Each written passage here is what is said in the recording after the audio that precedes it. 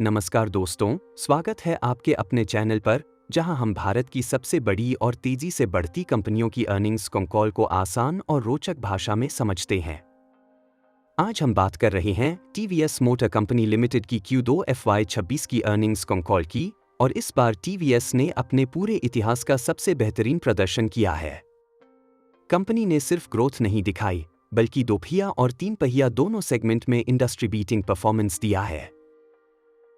Call की शुरुआत में कंपनी के सीईओ श्री के.एन. राधाकृष्णन ने बताया कि यह क्वार्टर टीवीएस के लिए कई मायनों में रिकॉर्ड रहा।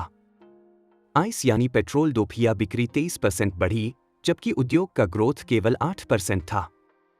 अंतर्राष्ट्रीय बाजार में कंपनी की बिक्री 31% बढ़ गई और पूरी इंडस्ट्री को आउटपरफॉर्म किया। कंपनी का कंसोलिडेटेड रेवेन्यू 11,905 रुपये करोड़ पहुंचा, जो पिछले साल की तुलना में 29% अधिक है। एबिटा 40% बढ़कर 1,509 रुपये करोड़ पहुंचा और मार्जिन बढ़कर 12.7% हो गया। यह इंडस्ट्री में सबसे तेज मार्जिन एक्सपेंशन में से एक है। प्रॉफिट आफ्टर टैक्स 906 रुपये करोड़ रहा, 37% की जबरदस्त वृद्धि।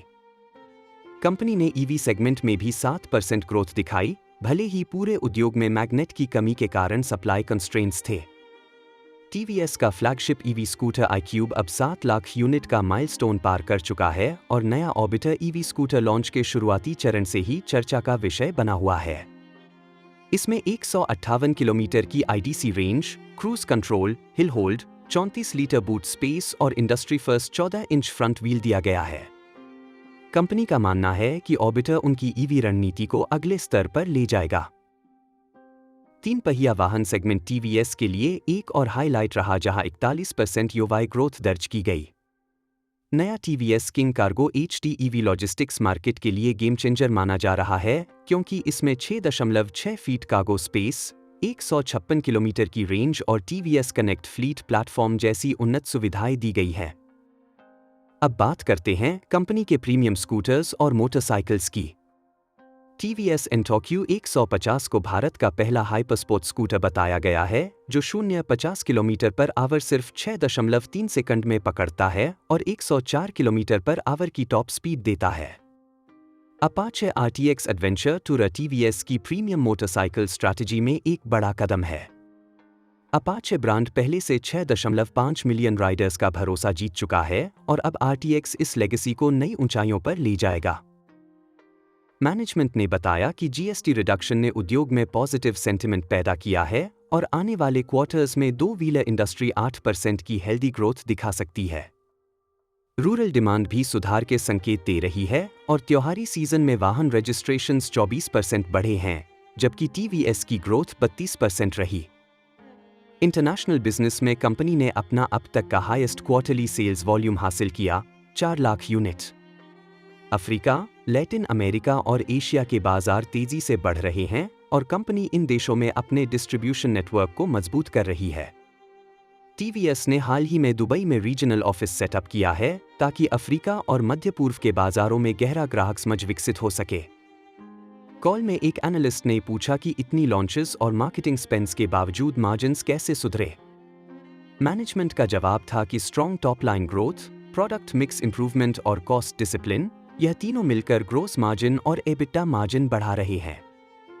कमोडिटी कॉस्ट्स लगभग 0.6% बढ़े थे, लेकिन कंपनी ने प्राइसिंग एक्शंस और मिक्स इंप्रूवमेंट से इसे अब्सॉर्ब किया।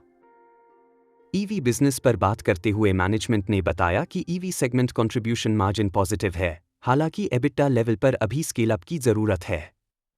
मैग्नेट शॉर्टेज ने शॉर्ट टर्म वॉल्यूम को प्रभावित किया है, लेकिन डिमांड स्ट्रॉन्ग है और रूरल में ईवी अडॉप्शन धीरे धीरे शुरू हो चुका है।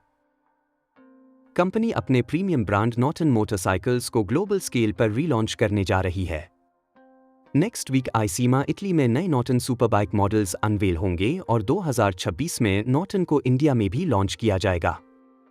इसके लिए टीवीएस इंडिया में डेडिकेटेड प्रीमियम रिटेल एक्सपीरियंस बनाने का प्लान कर रही है। कॉल के अंत में मैनेजमेंट ने कहा कि टीवीएस की ग्रोथ फिलॉसफी सिंपल है, customer first, product first, quality first.